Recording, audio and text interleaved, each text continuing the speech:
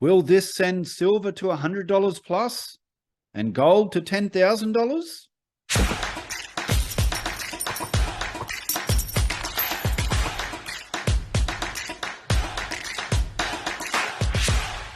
So let's have a look at this article from Visual Capitalist, 200 years of global gold production. And I found this quite interesting that although gold mining's been around for thousands of years, about 86% of all above ground gold has been mined in the last 200 years. And interesting that we had the Californian gold rush in 1848, but also 1851 from memory, we had the Australian gold rush as well. Started in New South Wales and then expanded into the Victorian goldfields and WA and Queensland as well.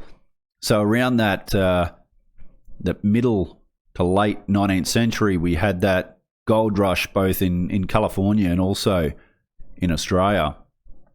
And then it was Australia really went missing for a long time. And then Australia's gold production recovered in the 80s as low-grade operations became profitable due to rising gold prices. And actually that's an issue today too with, and we'll touch on that shortly, is the amount of new discoveries. We're just not getting these big high-grade discoveries. Everything is low-grade. But it's a very interesting chart, and from 2022, you can see that China is the largest producer. They overtook South Africa in 2007 as the world's largest gold-producing country. Ask Robert Kiyosaki what he thinks of gold miners in China. Russia, 320 tons, and Australia, 320 tons. So Australia's definitely producing a lot, and Canada 220 and US 170. And as I mentioned, even though gold mining's been around for thousands of years, roughly 86% of all above ground gold was extracted in the last 200 years, with modern mining techniques making large-scale production possible. Global gold production has grown exponentially since the 1800s. The above infographic uses data from Our World in Data to visualize global gold production by country from 1820 to 2022, showing how gold mining has evolved to become increasingly global over time. The best-known gold rush in modern history occurred in California in 1848, when James Marshall discovered gold in Sacramento Valley. As word spread, thousands of migrants flocked to California in search of gold. By 1855, miners had extracted around $2 billion worth of gold. And as I mentioned, 1851, same thing happened in Australia. And as a lot of migrants flocked to Australia, and a lot of the gold was found and produced, it was a boom for the Australian economy at the time. However, it also led to the boom-bust of the Victorian real estate market in the 1890s. So that's a whole nother topic. The United States, Australia and Russia were the three largest gold producers until the 1890s. Then South Africa took the helm thanks to the massive discovery in the Witwatersrand Basin, now regarded today as one of the world's greatest ever goldfields. South Africa's annual gold production peaked in 1970 at just over 1,000 tonnes, by far the largest amount of gold produced by any country in a year. With the price of gold rising since the 1980s, global gold production has become increasingly widespread. By 2007, China was the world's largest gold-producing nation, and today a significant quantity of gold is being mined in over 40 countries.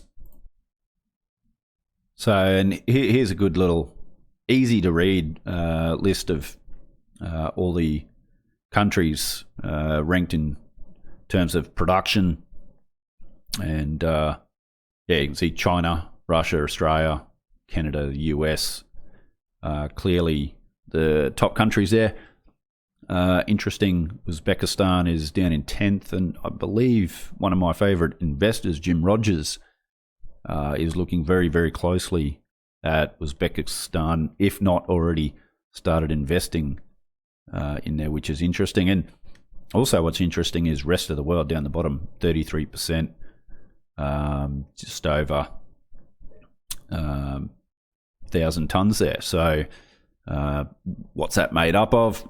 I don't know.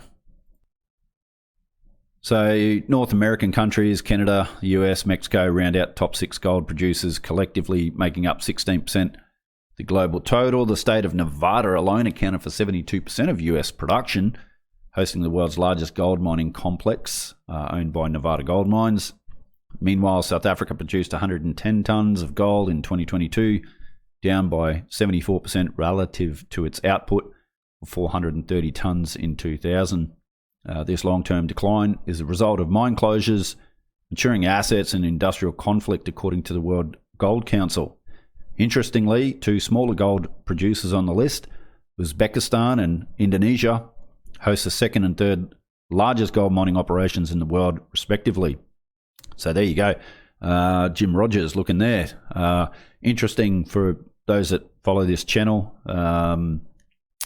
I've spoken before that Indonesia and India are 2 of the emerging countries that I am most bullish on long term. And for us in Australia, Indonesia is right next door, really. So what's the outlook of global gold production? Well, as of April 25th, gold prices were hovering around the $2,000 per ounce mark and nearing all-time highs. Mining companies' higher gold prices can mean more profits per ounce if costs remain unaffected. And that's a big thing, if. According to the World Gold Council, mined gold production is expected to increase in 2023 and could surpass the record set in 2018 of 3,300 tonnes, led by the expansion of existing projects in North America. The chances of record mine output could be higher if gold prices continue to increase. And yes, that is true. Now, I want to share this chart. And look, Steve St. Angelo from SRS Rocco Report for a long time has done a really good job talking about EROI, so energy return on investment.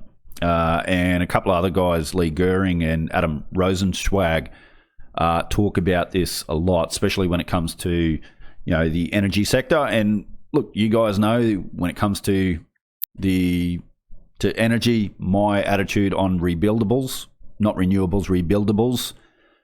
Once again, you look at the EROI.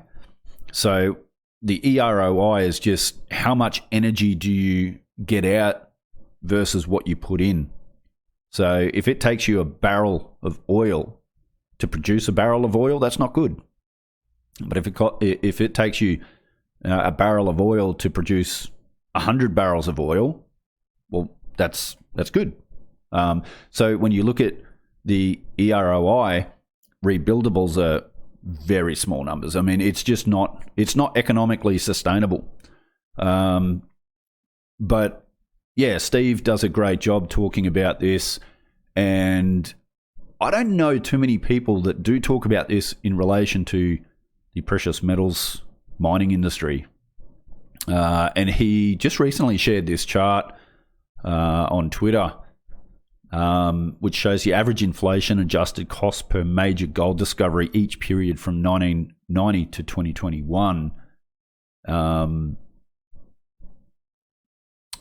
And here, major gold discoveries contain over 2 million ounces of gold reserves. Yep, cool. So that's when he's talking about cost per major gold discovery, and that equals 2 million ounces of gold reserves. So that's what he's talking about in terms of a major gold discovery. And he actually retweeted Lawrence Lepard and commented on a chart that he shared. And I'll come to that in a second. But he says Lawrence is correct, and it's even worse than that. The average inflation-adjusted cost per major gold discovery has increased from $75 per ounce during the 1990-95 period to $14.20 per ounce from 2016 to 2021. This is the falling EROI of gold mining.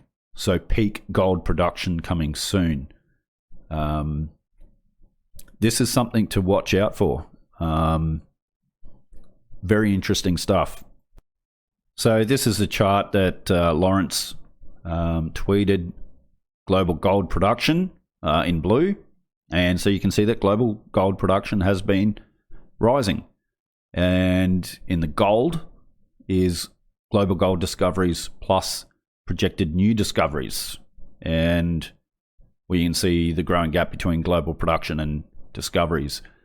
And Lawrence said, common statement, if the price of gold goes up, production will soar, keeping it in line. Reality? So that's the common statement. That's what everyone says, right? The price of gold goes up, well, production will soar, keeping it in line, meaning that the price won't get out of hand.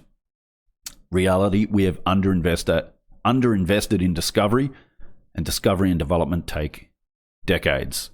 This is why I'm also bullish copper and other metals, nickel, etc., and also traditional hydrocarbons because of the whole ESG movement, and because of, especially in the Western world, we've just said no more investment, no more investment into discovery, into exploration, into production. Even M&A is down. There's going to be a big supply problem coming soon. Now, if you think this is bad for gold, you should check out silver. You should also check out, as I said, copper, and especially coal and oil, gas, etc. So, yeah. So it's going to be much harder investing for investors investing in the mining sector and exploration sector. And a lot of people do ask me, friends and close people ask me, what kind of exploration companies should they look at investing in? And I always start off from the top. If you want exposure to precious metals, gold and silver, go buy the physical. In fact, that should be the very first thing. Well, you know what? I'm not going to tell what people should do. What I did, I bought the physical metal first and foremost.